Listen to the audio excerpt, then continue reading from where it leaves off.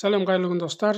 Енді көп санды кісілердің сұрап жататыны мынау датчик тықылдап қалды, статор істемей қалды, неден болуы мүмкін деп сұрап жатады.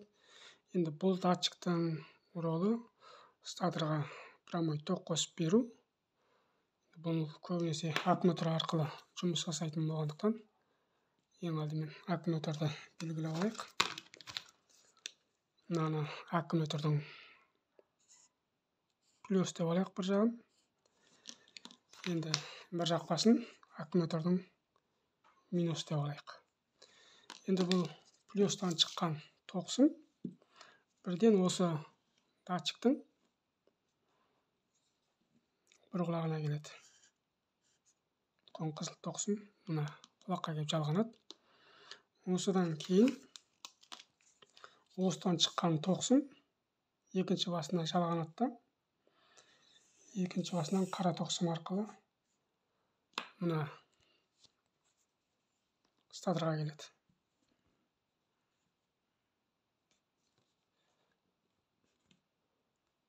Осы статорға келеді де статордың мына плюсына келіп жалғанады.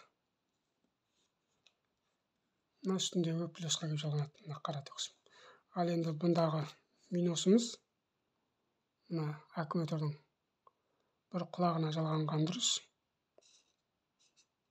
Өйткені бұл барыстағы ток жолы қаншалықты қысқа болатын болса, мына статордың жұмыс істеуі соншалықты жақсы болады. Сондықтан бұған келіп тұрған осы жалғанған тоқсымдарға да назар аударғандарыңыз дұрыс. Одан кейін мына минус міндетті түрде осы статорға жалғану керек. Рамаға емес, статордың өзіне жалғану керек. Енді мұндағы жұмыс атқарып тұрған мына датчик, бұның енді жұмыс жасау барысы сіздерге қысқаша көрсете кетейін. Мына екі болт. Сіздерге былай көрсетейін пока. Мына екі болт. Осы екі болтты бір-біріне қосып тұратын мынандай астындағы магнит болады. Осы магниттегі жұмыс істетіп тұрған минус плюс екі тоқсын барады.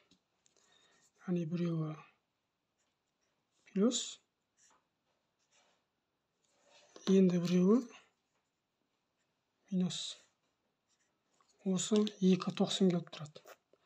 Бұндағы плюсіміз мына қызыл сызықты сары.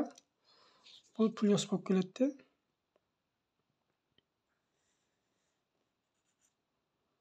бұл плюс болып келеді де бұл кәдімгі мына мотоциклдің статор қосатын кнопка. Осы арқылы жұмыс жасайды. Осы кнопкаға жаңағы біздің замоктан шыққан қара тоқсымымыз келеді. Осы қара тоқсымды бізге кнопка плюсқа қосып береді. Кнопка осы плюс қылып шығарып береді. Енді мынау жаңағы тек қызыл ғана емес қой, қызыл сары болғандықтан енді сіздерге түсінікті болу үшін мен мына жанына тағы сары сызықпен сызып қояйын. Қызыл сары. Енді біреуі жаңағы мына минусымыз. Ол минус қазіргі мотоциклдерде нейтралкада тұрған жағдайда жұмыс жасайды. Нейтралкада. Бұл нейтралка өзінің тек бір жаққа ғана ток шығаратын кішкентай датчигі бар. Сол арқылы келеді. Енді бірі скоростьта тұрған кезде мына жақтағы сцеплениенің базасы бар. Кәдімгі сцепленияны ажыратып қосқанда қосатын базы. Сол арқылы минус келеді. Мынадағы минус сол базаға жалғанады. Базы скоростьта тұрған кезде осыны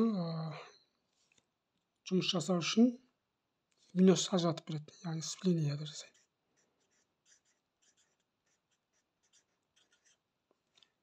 Осы екі жағдайда бұған минус келеді. Осы ток келген кезде мынау жұмыс жасау арқылы мына жердегі магнит мына екі оныншы гайканы бір-біріне қосып береді. Яғни мынадағы тұрған плюсты мына жаққа қарай өткізеді ғой. Сол арқылы мына статорымыз жұмыс жасайды. Бұның негізгі жұмыс жасау барысы осы. Егер де қандай да бір түсінбей жатсаңыздар, WhatsApp-қа немесе TikTok-қа, YouTube-қа болса да жазып сұрауларыңызға болады. Видеоны мотоцикл айдайтын барша адамдарға көріну үшін достарыңызға, яғни мотоциклі бар әрбір адамға жолдауларыңызға болады. Әрине, оларда да өзінің мотоциклін өзі ремонттап жатса, ол әрине жақсылық. Келесі видеода кездескенше сау, саламат болыңыздар.